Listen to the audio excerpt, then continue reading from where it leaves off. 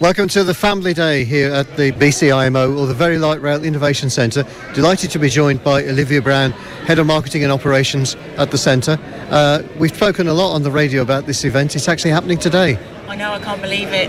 It's been 9 months in the making, but we're here finally today, and it's a lot going on at the moment, but it's going to be a great day. Well, it's good that you can spare us a moment or two. Just very briefly explain to people who are listening what's going on today. Okay, so we've got all sorts of things going on today. On our level 2, we've got exhibition stands from lots of local businesses. We've got model railways. We've got a schedule of presentations in our auditorium. We've got creative activities for the kids, and we've got our tram simulator. And then downstairs, outside, we've got rides on the Coventry Very Light Rail vehicle, which is an exclusive for today. We've got more stalls, and we've got some fairground rides, and we've got food and drink and everything you could possibly want. And how long is it open till? 4 o'clock? It's open from 10 till 4.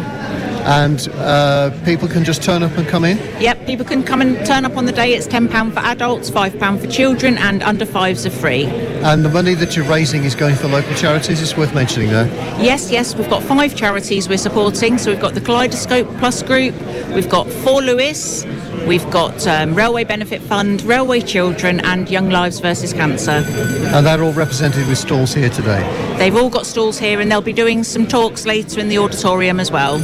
And you've got some talks on railway history coming up as well? Yeah, we've got talks on the history of rail, we've got talks on the future of rail, we've got a special children's hour with our mascots and a music mashup. We've obviously got Pete Waterman opening the event, which is a highlight. And downstairs we've got lots of shows from local dance schools and musicians and a brass band, all sorts of stuff going on down there as well. And we've got a good day of weather for it as well. Yep, fantastic. It's going to be sunny. Excellent. Olivia, thank you very much indeed. Thanks so much. And we should be talking to a lot of the people that Olivia's been mentioned throughout this 2 hours. Welcome back to the Very Light Rail Innovation Centre. I'm with Joe Kay from the Railway Benefit Fund. Joe, welcome. Hi, good morning. Okay, tell us about the Railway Benefit Fund, what it does and what it aims to achieve. So Railway Benefit Fund is the only charity in the UK that is here solely to support those who work in the rail industry, including light rail. We provide financial help and support tools to people who are finding things difficult for whatever reason, and we issue grants as well. We also run some in-person services where we run some events for those who've retired from the rail industry, and we offer a phone befriending service for those who can't get out of the house anymore but still want to talk to other people about their interesting times in rail. Oh, which there must be some fascinating things. Do you do anything to do with oral history with people? There's a lot of embodied knowledge within the retired people in the rail industry. Yes, absolutely. Our retired community events are often people sharing their fantastic stories of events that they've been involved in throughout their careers. As an organisation, we've been going since 1858, so we've actually got a significant amount of history in our own organisation, helping railway people throughout all of those years. And you must get a lot of requests from people searching their family history as well, I presume. Yes, we do, yeah. Lots of people have either been members of the organisation or been helped by the organisation in the past, and we get lots of requests for people to get a bit more information, as family history is obviously a really popular thing for people to do. A growing thing with things like Who Do You Think You Are and things like that. Yeah, absolutely. Those sort of shows have really, yeah. And you raise all your own funds? Yes, we're not a membership organisation, so we're completely reliant on donations. So it's really important that people are aware that we're here, and if they can, support us in some small way in case they need us in the future. Okay. Well, thank you very much indeed, Joe. Thank you. Day. Welcome back to the Very Light Rail Innovation Centre at the foot of Castle Hill in Dudley. Delighted to be joined by no other than Mr. Pete Waterman. Pete, welcome. Thank you very much. Thank you. Nice to be here. You're here to introduce and open this event, all part of Rail 200. Yeah, it's a fantastic event. It's a family do, and always good to be back in Dudley. You know it well? Oh, I know it very well. I mean, I won't tell you the first time I came here, but it didn't have a 2 in front, and it didn't have a 5 in the second half of the letter either. It's a tremendous series of events going on for Rail 200. It's the anniversary, or 200th anniversary, of what we can regard as the modern railway. Yeah, it's Stockton and Darlington 200 years ago, and we're here to celebrate the people, really. We are. That have made it work, and it's a railway's not a railway unless you've got people running it. So It's all right just remembering George Stephenson and people like that, but there are employees that have gone out the way to keep the railway running. Now, of course, we're celebrating the innovation of railways, and we're in a railway innovation centre. Have you had a chance to look around the centre yet? Or? I have, yeah. I've had a look at the tram outside the Coventry one. This very light railway that they're looking at in Coventry. I mean, it's quite incredible. And then you look at the slope out of the innovation centre past the zoo. I mean, that in the old days, George Stephenson would have thought you were crazy trying to get up that hill. The limit of adhesion of steel wheels on steel rails. Yeah, that's right. But now with light trams and with electric motors and the torque they get, it's a whole different ballpark because, weight pays in your favour when you're up a steep hill. For instance, for high-speed trains, they're not worried about hills. It's curves they can't take. Yeah. And of course, the area is a great innovator in the early history of the railways with the Stourbridge locomotives, with the Agenori and the Stourbridge lines. Agenori was the first locomotive to work in the Midlands and the South because all of that stuff was up in the north and the northeast, wasn't it? Yeah. Well, I mean, you don't need to tell you the importance of the Black Country in the history of this nation. I mean, it's the canals. We go back to Thomas Telford and the whole business. I mean, if anybody wants to learn about the history of Great Britain, come to Dudley and visit the Black Country Museum. It's all there for you to see, and Peaky Blinders have done a great job in advertising it, really. Certainly has done. And also another interest of yours, model railways as well. We've got some model railway layouts as well here today. Yeah, I see that a lot.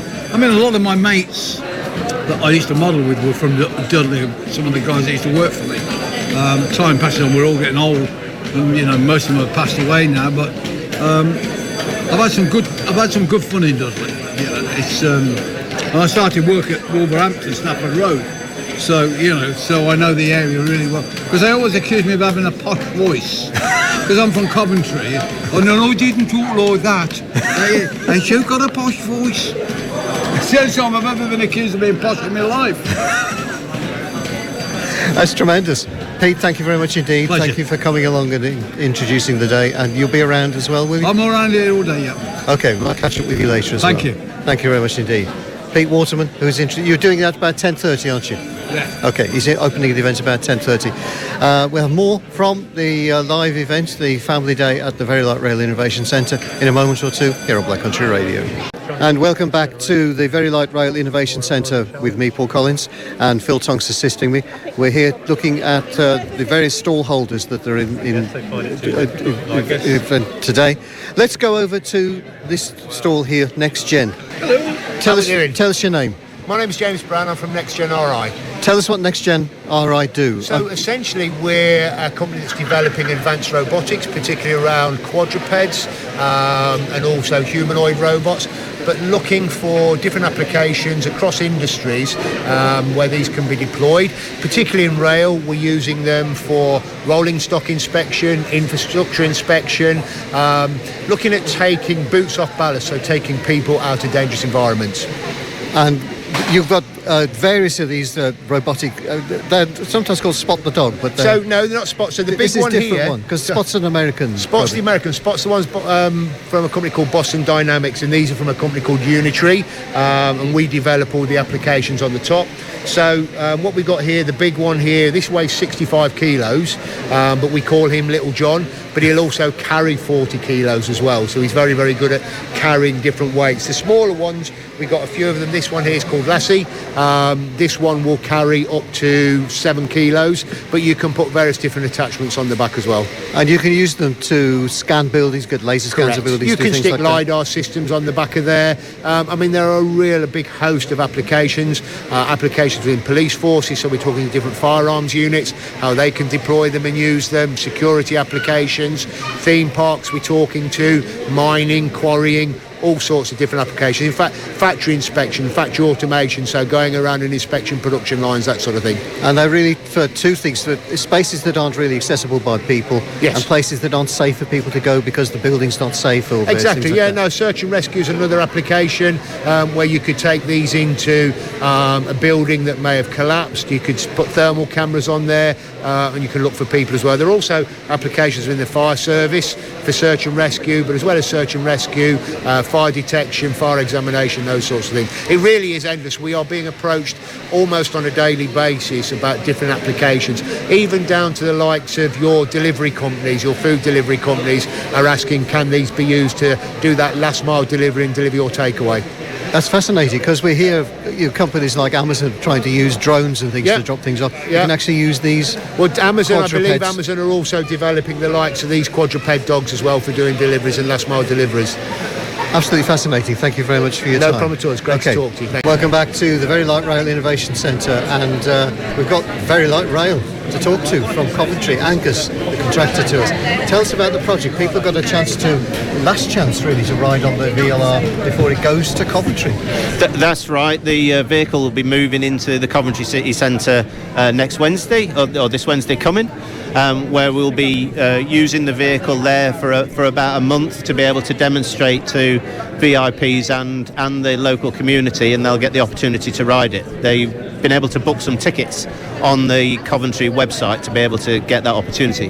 But here you'll get an opportunity to ride the vehicle to the full length of the Very Light Rail National Innovation Centre track form and get round the 15-metre radius, which is obviously unique. And that's the tightness of that radius is to replicate the tightness of the curves in the streets in Coventry. That's right. It should be representative of the bell mouth of a highway, so that our intention is to try and design it so that we can run within the normal alignment of the highway without affecting the curb lines greatly, because that massively reduces the installation cost. And of course there's two innovations with the scheme. One is the vehicle itself, which people have an opportunity to ride on, but also it's the track form itself, which only requires, is it 30 centimetres of...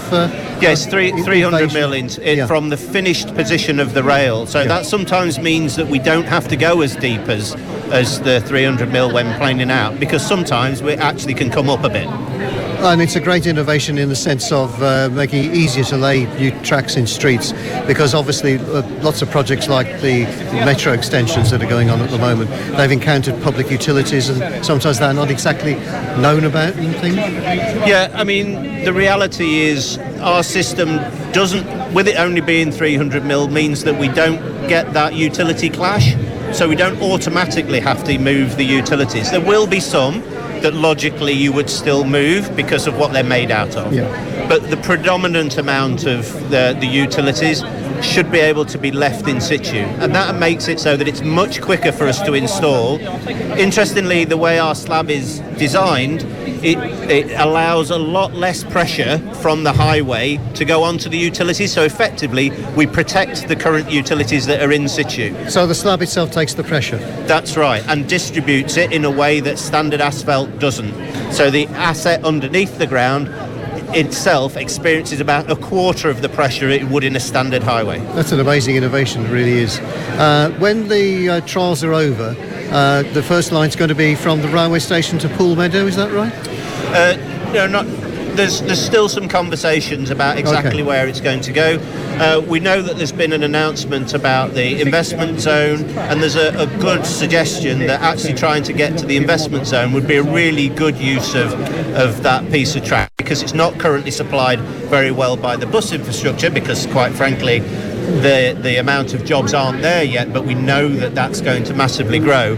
So it would be a route that would help the growing and investment associated with the investment zone. And talking about the vehicle itself, it's quite revolutionary in as much as people are used to trams either picking their power up one way or another or having overhead and things like this. This one charges at each end of the run. It's got a single charging position. Currently we use a Furrer and Frey, which is effectively a bus charger.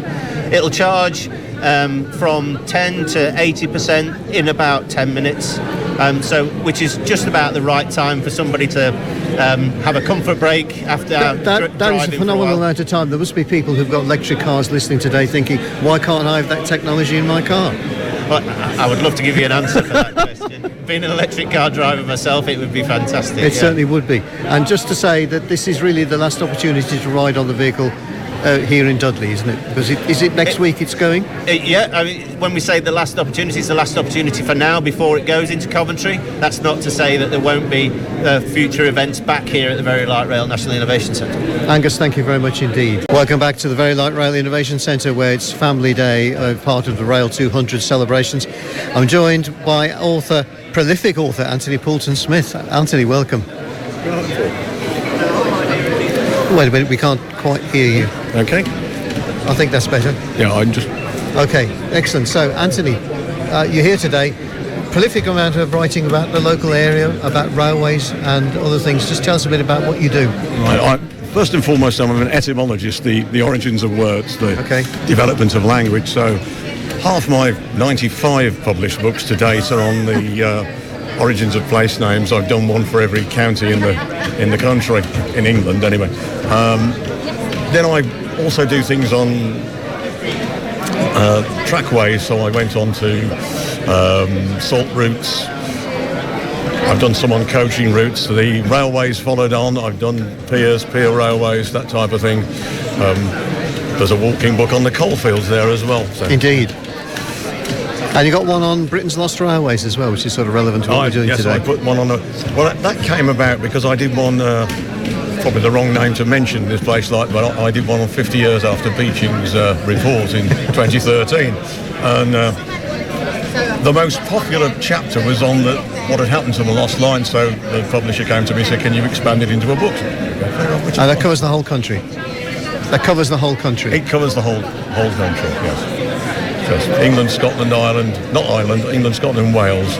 And I'm noticing, obviously, we are in the Black Country, we are Black Country Radio. On the table in front of me, a book called Going Underground in the Black Country. Yeah, that's why they dragged me in here today to look at the tunnels that are underneath the railway that was built 1850, I think it opened off the top of my head. Yes. And to give a few bits and pieces as to what happened in the intervening, I think it closed in 1994 was the last train. That's the Freightliner terminal. That was, before that opened, it was, I think the last train that went through the tunnel was a cable laying train, but it didn't lay cable, it just went through the tunnel. Just using it as a route? Yeah, just use it as a route, Yeah. So what mysteries did you find in the underground of Black Country? Well, you can still come and see a lot of what's going on underneath, because it's made from limestone, built.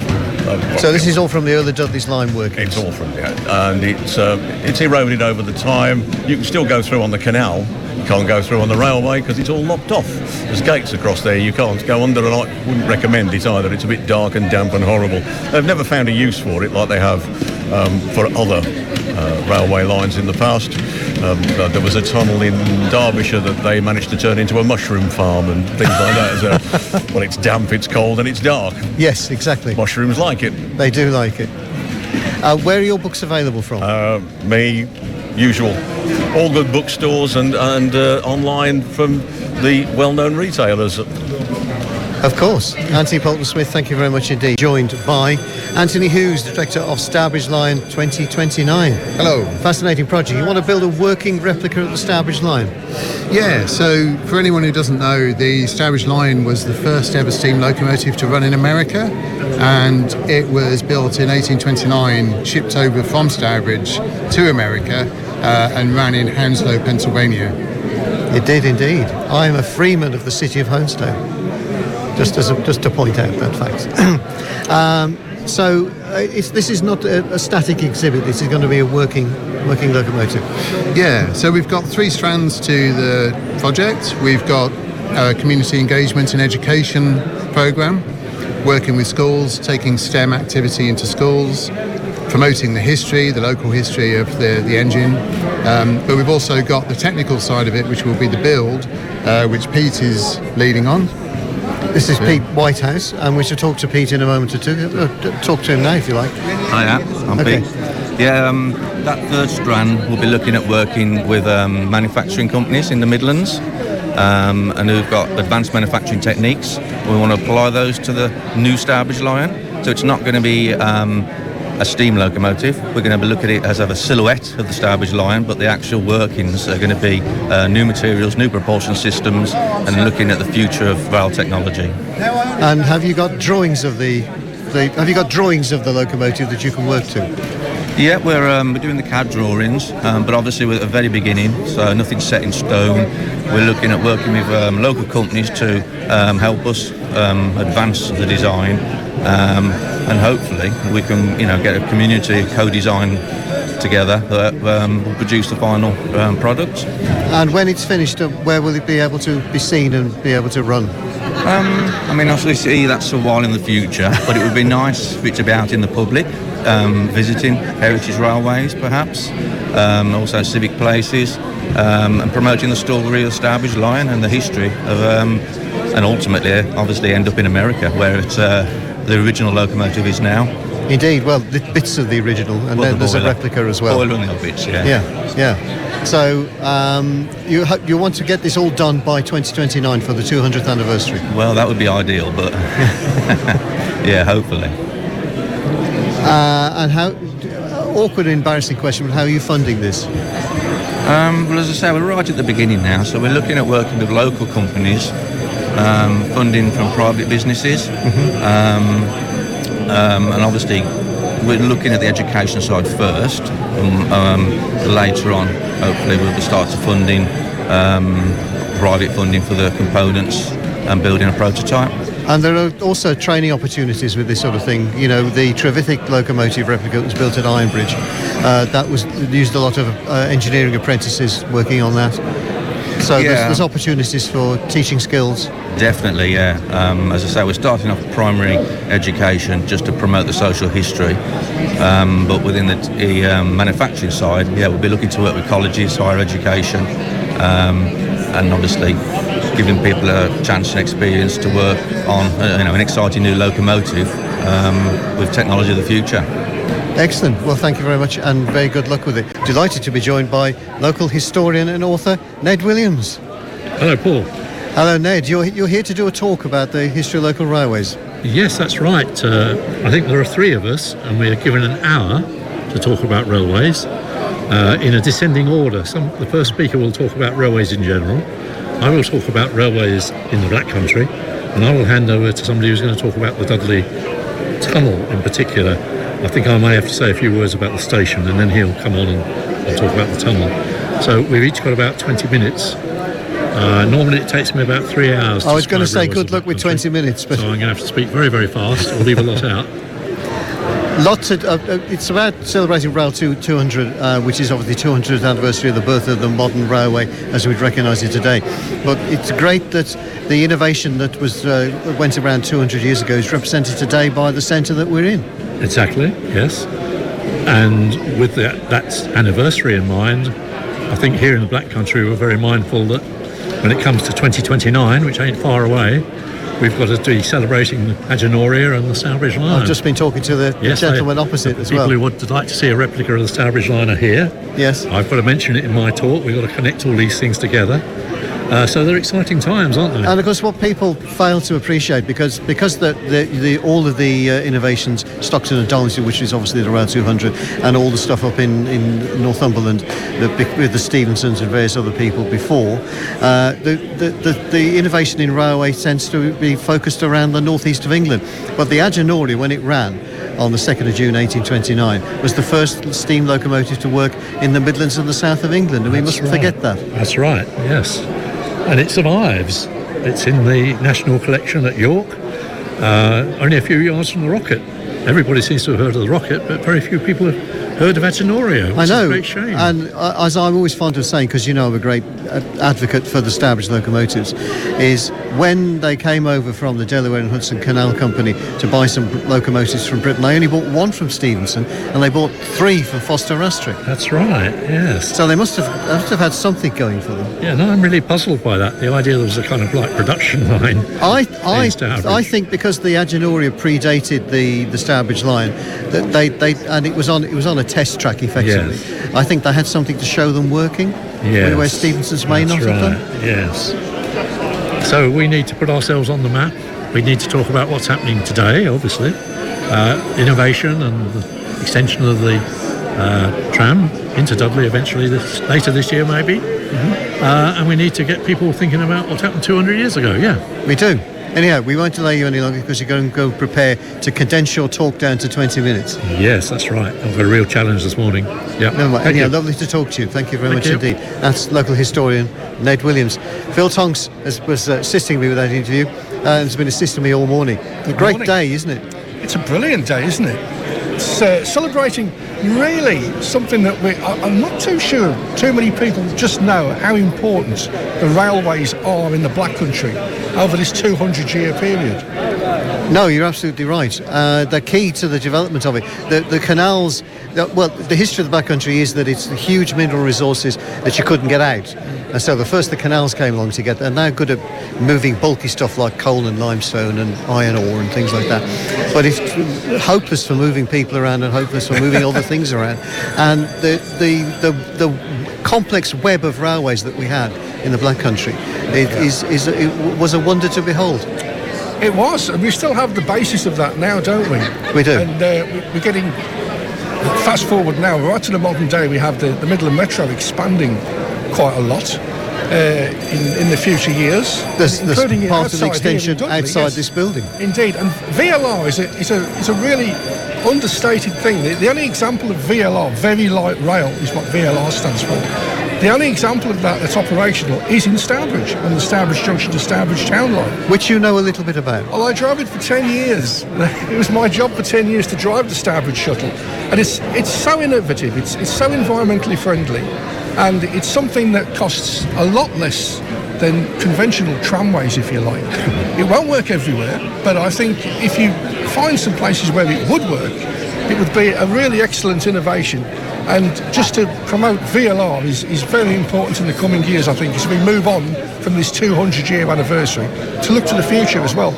Indeed. Paul Collins, and I'm here at the Very Light Rail Innovation Centre for their Family Day. We are joined by George from the Cradleheath Model Railway Exhibition. Hello there, you all right? Yes, now there's a number of layouts represented here. Just tell us a bit about your exhibition, and presumably you're more than just an annual exhibition, you must be a group as well. Yes, we are the Cradleheath Model Railway Club. We're based in Poke Lane in Cradleheath. We have an annual show every year up at Rowley Regis at the high school, and we're here today with our stand with a selection of locomotives you would have seen running around the Black Country or was built in the Black Country. We also have our layout Halfpenny Green with us, which is based on the airfield up by Wombourne. I think we'll go over and have a little wander, and you can talk us through that in a moment or two. But what you've got represented here is different scales, different gauges. That's right. As well. Yeah. So just talk us through what we can see here. Okay, so we start with the largest ones, which are 1/12 scale, which is dollhouse sort of scale. So you can tell by the figures they're quite a large scale to play with. So we've got Katie and Coyote, which were built by Trevor Guest in Stourbridge, and were based later, more famously, at Fairbourne in Wales. Yes, because Trevor was very much involved with the sort of preservation of the Fairbourne and the rebuilding of it, wasn't he? So he built a lot of locomotives and even trackwork panels and stuff in Stourbridge for multiple miniature and narrow gauge lines. We also got O gauge, which is 1/43 scale. So we got a couple of locomotives that you would have seen in the Black Country. So we got 1414, which is a Great Western 1400 class that was based at Stourbridge. That would have been on the town run. That's right. Hauling Wren up and down there. That's it, Wren the auto coach. Yeah. And then we got 6403. Couldn't remember the number there, which I do believe is also another Stourbridge. And you've got the auto coach here as well, which is really good to see. Unfortunately, it's not quite Wren, but it's a representation of Wren. And then we also have an Erna Dudley wagon and a small goods train as well for 1414. Because the Earl of Dudley's Railway, nearly 100 miles of it around the Black Country to coal wharfs and all sorts of places. Yeah, it's quite incredible, the Earl of Dudley Railway and the Pensnet Railway. How much there is actually rail-wise is quite incredible and interesting to read about. But one day we might make a model of something on the Earl of Dudley, but I don't know when. I know. It's a matter of choosing something representative, because there were like the wharves were quite representative, but lots of the other stuff was very individual, shall we say. Yeah, it's just incredible what they have there. I noticed something that Mr. Tonks and I were particularly interested in. You've got what we call a bubble. Yes, right. Well. Single unit DMU. We've got a Class 122 Gloucester bubble car, which were quite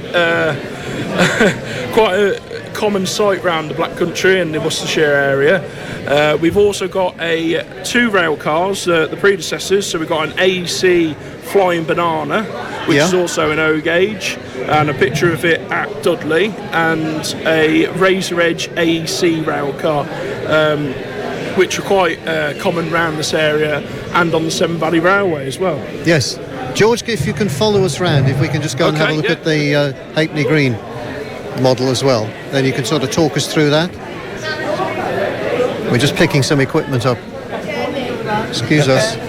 Thank you very much. Okay, so now we're in front of this model of this imagined model of Halfpenny Green. So whereabouts would this have been? I see that we've got a hangar there. Yes, so we don't have an exact location of where the railway would have been. Because the plans never got that far developed, did they? No, they were drawn up by the Great Western Railway, but never actually came to fruition. So there was an idea to build a line from the Wombourne branch to Shrewsbury via Bridgnorth. And this is basically a representation of what it could have looked like if the line was built off the Wombourne towards Bridgnorth. So, of course, we've got the RAF base in the background, which sort of looms over the back of the layout. And then all the buildings are based off ones that you would have seen around the Wombourne area. I believe the track plan as well is based off Fairford, which is another semi-local station. But all the locomotives and rolling stock again is local to the Black Country area that you would have seen running up and down Wombourne. It's a terrible question to ask anybody about this, but how many hundreds of hours does it represent? What we're looking at? How long's the length of string? I know. I knew it was a piece of string question when I asked it. But well, me personally, all of the stock you see on this layout is bought, repainted, weathered, detailed by me. The weathering is particularly important. I mean, there are entire books about weathering. There's weathering is making it look dirty because I suppose if you buy an out the box locomotive or something, it looks like it came out the locomotive works brand new. And weathering is kind of like where stuff leaks out of joints. And so basically like it's like all the dirt, grime, and grease, rust and things. Rust, oil. So basically anything that can make it look dirty, I'll put on the locomotives and rolling stock. Because when, unfortunately, in the 1950s and 60s, when the steam was getting phased out, some of the locomotives got absolutely filthy as the new diesels came in, which is basically what we're representing here. But some locos were cleaner than others, especially the passenger locos. They decided to give them a bit of an oily rag treatment, so they might have a bit of a sheen to them.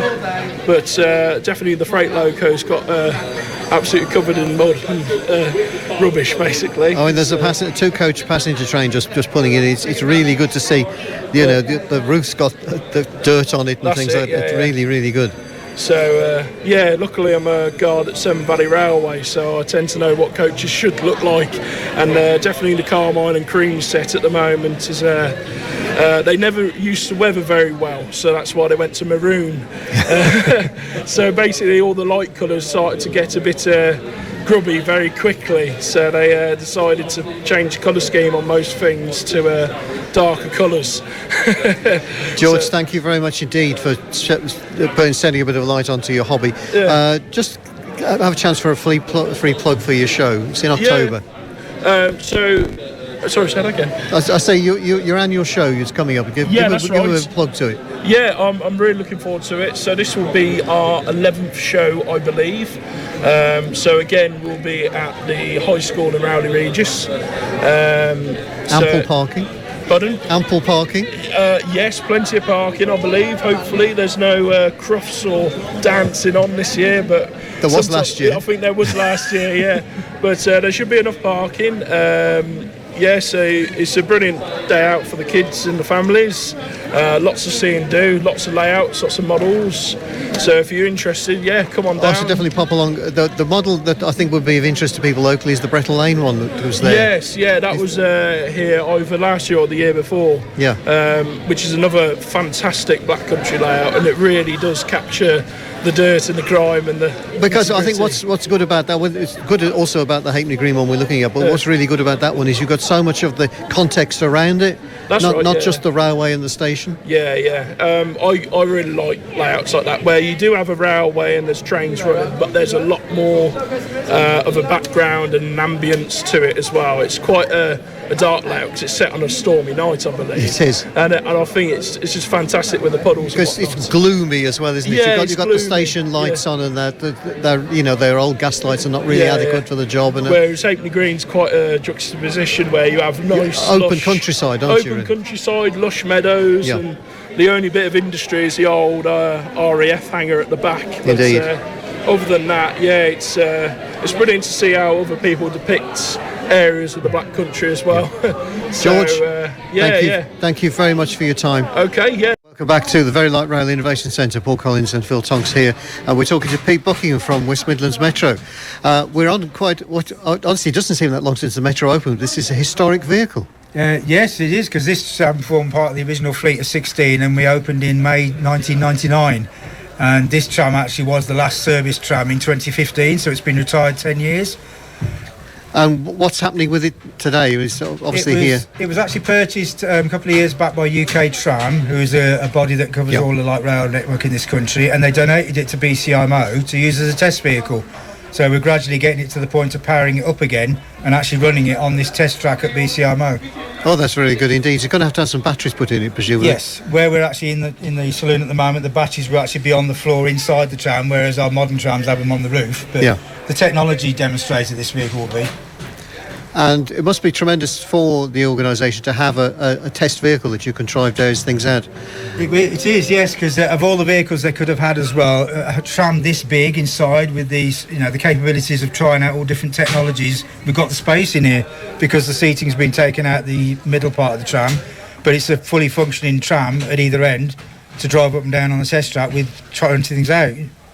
Because I've been here a few times, and there have been various different sort of displays on it, ones that sort of count people on and count people off and various things like that. Yes, so they've used it as a static demonstrator ever since it was refurbished and the outside appearance was changed. So we're just on the process at the moment of working all the electrics up on the roof of the tram. There's lots of electric components which have had to be rebuilt, and then the traction supply to the wheels underneath us has got to be reconfigured to run off batteries instead of off the overhead line. And what things will you be able to do with it once it's running up and down? What sort of tests and trials and things can you do? It depends on the companies that want to get involved with it, basically. If a company wants to try out technology and they need a vehicle of this size to use it on, this is the platform to do it with, rather than having to withdraw a currently in-use tram. And you've got two and a bit kilometres of track to run it along as well? Yes, I have, yes. Which is absolutely tremendous. From the Metro viewpoint, how are things going? We're sitting by the extension. The station is already in. The stop is already in. Yes. Opposite here. How are things progressing? I'm not fully aware, to be honest, because that's the local building, Midland Metro Alliance, are actually building that project. So we're the operational side from day-to-day running. Yeah. So I don't actually know the information to give you, I'm afraid. That's okay. Pete, thank you very much indeed. Paul Collins here on Black Country Radio. We're going to wander down the tram now. This is sort of a live wander. I don't know how this is going to work, and we don't get too many people caught up into things. Welcome back to the Very Light Rail Innovation Centre, where they've got their family day. We're here with Pauline Hazelwood, author and publisher of books about little engines. Tell us about these. Where did the idea come from, Pauline? Oh, I met the chap who owns the first two engines in the series. And they're all true stories about real engines, and I write, illustrate and self-publish, and then I get them printed in Wales. Why Wales? I mean, good that it goes there, but why? Oh, it was there's a really nice... Because you've got lots of little narrow gauge trains in Wales, haven't you? Oh, yes, that's how it started, with the engines in Wales. But then there are so many great engines to write about all over the country, and ones that went abroad and came back as well. And there's one particularly local-ish to us called Isabel, the little Staffy engine. Yes, so the Amerton use that as a basis and tell us what's in the stories without giving too much away. She started off working at the Cliff Hill Mineral Quarry, and then went through all sorts of amazing little sort of adventures on the quarry, and it shows how time just moved on with new technology, falling off the track, all sorts of different things. And then eventually she was refurbished, and she was on a plinth outside the Berkeley factory, and then eventually she ended up being rescued and saved and looked after at the Amerton Railway. Yeah. Oh, fantastic. So these are all real stories about real locomotives. Yes. Yeah. I mean, the Reverend Audrey used to change all the names to boys' names. He had. But so that's why mine have got such a variety of names, like Welsh Pony, named after the real Welsh ponies, or Polar Bear and Sea Lion. They had real polar bears and sea lions on the Isle of Man. Because also, train drivers used to refer to their locomotives as females, didn't they? Yes. Yeah. Well, a lot of them were named after the wives and daughters of the people that owned the quarries or wherever they worked. So what age group are these books aimed at? Well, I was just telling someone else, I write them for myself, and I think I've got a really childish sense of humour. So it's for the inner child? Yeah, and I think, and for very, very young, people buy them for the very young, and they just show them the pictures because they're very fully illustrated and there's lots of details in the pictures. They're very cartoony. And then as they get older, they start to skim the words and then start reading themselves. But they're under 1,000 words, so they're a picture book. So they're reader primers as well? Yeah. And how many? The table is groaning under the weight of them, in a good way. Yes, thank you. But how many books have you published so far? I've got 9 in the series, and then I've got an activity book and a biro book. That's an alphabet book. And then the next one is Calborn, which I'm doing at the moment, Calborn for the Isle of Wight. And awkward question to ask you, but how long did it take you to write one of these books? Because presumably, as they're based on real locomotives, the real things that happen to them, there's an element of research that has to go into this? Yeah, but the enthusiasts, they are amazing. They're so knowledgeable that they often have lots of stuff, really, and also they can give me all the crazy, silly little things that happen, like when the raccoons pooed on the footplate on Winifred. So silly things which go down really well in a book. Or they'll say, you must tell the story little about kids the like crash. stuff like that, don't they? So then I get their information, and then I do a bit of research as well, and then I go back to them and say, can you check it? And then they'll pick out bits which, that I've sort of maybe I need fine-tuning and whatever, and then I go ahead and do the final artwork. And you do the artwork as well? Yeah, I love it. That's how I started off as an illustrator. Mm-hmm. So I think in pictures, really, and yeah. And the words come? Yeah. Hopefully. And I love silly words. So there's lots of sounding words and alliteration and things like that, just because that's the way I like to think as well. And final word, where can people get hold of copies of your books? Are they all good bookstores, or have you got a website, presumably? Bookshops, they only deal with the big guys. Because I'm self-publishing, I deal with mostly heritage railways. They mostly sell them through sort of, and also through my website, which is Saddle Tank Books. Saddletankbooks. Pauline, thank you very much indeed. Thank you so nice much. to meet you. Fascinating story, and I really like the fact that one could assume these are works of fiction, but they're so rooted in fact. Yeah, it just draws you in. The history is like so absorbing. It's amazing. Yeah. Pauline Hazelwood, thank you very much indeed. Thank you. Paul Collins here at the Very Light Rail Innovation Centre. Lots of organisations have got stalls represented here. I'm with Adam. He's from Dudley Sea Cadets. Yep, that's correct. Okay, tell us a bit about Dudley Sea Cadets. It always seems very strange. We have one of the best fundraisers for the lifeboats in Stourbridge, and we're miles and miles from the sea. So tell us why we've got Sea Cadets in Dudley.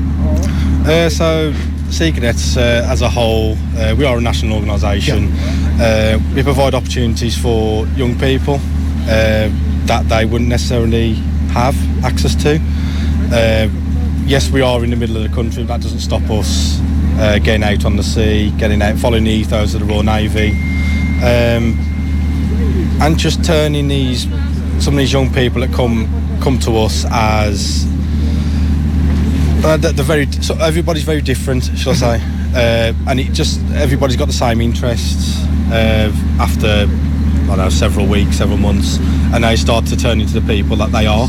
So they gain social confidence out of the whole thing, and they gain skills as well, presumably. Yeah, not just skills in the sea, just life skills, leadership, teamwork, knowing how to work with somebody, utilising your skills to the advantage.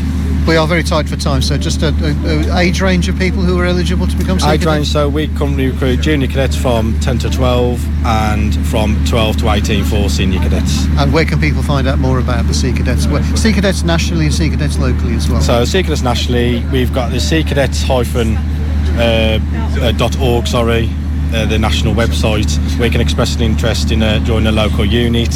Otherwise, if you want locally, we are Dudley Sea Cadets and we're on Facebook. If you search TS Centaur or Dudley Sea Cadets, you'll get us, and drop us a line if you're interested in joining our crew. And how regularly do they meet? Do they meet like once a week or something? Or we currently parade twice a week, so a Monday and a Thursday from 7 o'clock till 9:30. Adam, thank you very much indeed.